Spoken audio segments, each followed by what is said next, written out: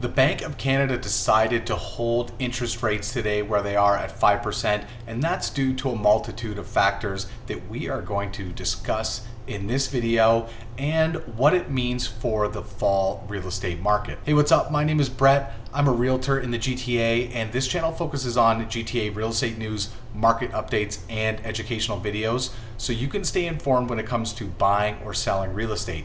If you find any part of this channel valuable, what I'd like you to do is consider subscribing to the channel and hitting the notification bell so you don't miss any of my upcoming videos. All right, guys, the bears have been dealt a death blow and the real estate bulls are firmly in control. That sounded like a question because we don't actually know what is going to happen in the future. Of course, all of our crystal balls are broken, but what we're going to do today in this video is we're going to look back earlier in the year to see what happened last time they held rates and maybe why this time is different. So if we look back the last time the Bank of Canada held rates, we're looking at March 8th of 2023. So taking a look at some of the data, if we're looking at the average sold price in the GTA, once we hit March right here, it starts to basically hockey stick up from 1,060,000 all the way up to its peak in May of almost 1.2 million. Well, you could say, well, Brett, it's the spring market in Canada. It's always hot. Prices are always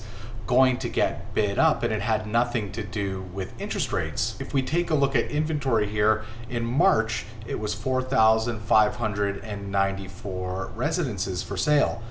And it just keeps going up and up and up to July, where we hit an inventory level of 7,210 units for sale. This past spring was price shooting up along with inventory going up at the same time. If people were worried about the interest rates and they were sitting on the sidelines and buyers didn't want to get in, what you would have seen happen is inventory push up and the demand not meet that level of inventory. And you would have seen either a flattening or a decline in pricing. So where we get a slight deviation in the trend is in June of 2023. And if you could guess what happened then, and if you guessed that the Bank of Canada raised rates that month, you are correct.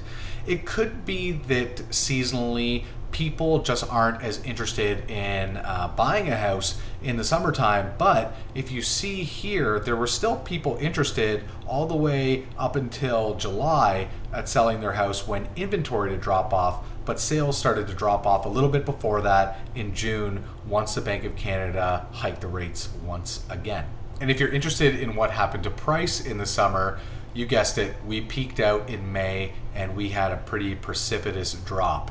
So what this makes me think is that it was a little bit more than just seasonal adjusting to the summer market. And what we saw in June was a $1.2 million average selling price, and we got a pretty steep decrease. And this is a pretty precipitous drop. We were at 1.2 million for the peak in May, and by the end of August, we were at 1.05 million, so $150,000 drop. It's likely that we're going to see inventory go up in the fall as it's the second busiest time of the year. And if we see the amount of sales tracking up as well as the average price trending up, what that could mean is that buyers have more confidence to get into the market and try and secure a place to live. So if we are going to end up feeling the effects of higher rates for longer, what I would really pay attention to, and I don't see this listed a lot on the popular websites where you can get data, is the average list price. Because if we see inventory go up, if we don't get the amount of buyers in that we need to meet the demand, you're going to see average price not peaking up at all, maybe flattening, perhaps dropping. And at that point, what I would look at is the days on market, how long things are sitting for sale on the market, and as well, average list price, because if the average list price is going up, it could be an abandoning of the price low hold offer strategy where sellers are pricing more at market value and really settling in for a longer period to get the price that they want. Guys, and again, it is really hard to time the market. So if you are a seller and you're looking back earlier in the year at what happened, maybe this is a good time to list your house if we have the buyers coming in force with more confidence that they actually held the rates. And if you think about it, in my area, months of inventory has remained very low. So even through the period in the summer, people, depending on the neighborhood you're in, it's very hyper focused on specific neighborhoods, have got good prices because inventory here is so low. If you are a buyer in this market, it is always difficult, I won't lie to you. And I want to point you to a video that I did.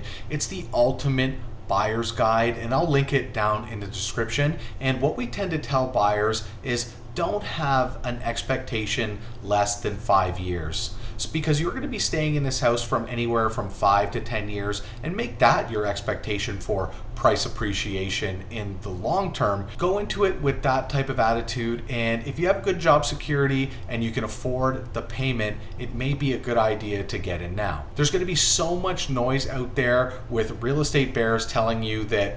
I had a comment on one of my videos saying that we're going down 85%. So something that's worth $1 million now is going to be worth $150,000, and this is quote unquote imminent. I think there would be a intervention or some sort of manipulation by the government or central bank before that happened. Adjust your expectations, watch my buyer's guide, and you'll get the process from start to finish of how we bring buyers through the process. All right, so we're looking forward to the fall market, helping our clients buy and sell. And if you'd like to discover how we can help you, just go to the first link in the description and book a discovery call today. Also, I'd really like to hear from you on what you think is going to happen this fall in the GTA real estate market. So drop a comment below, and that's it. That's the video. We'll see you on the next one.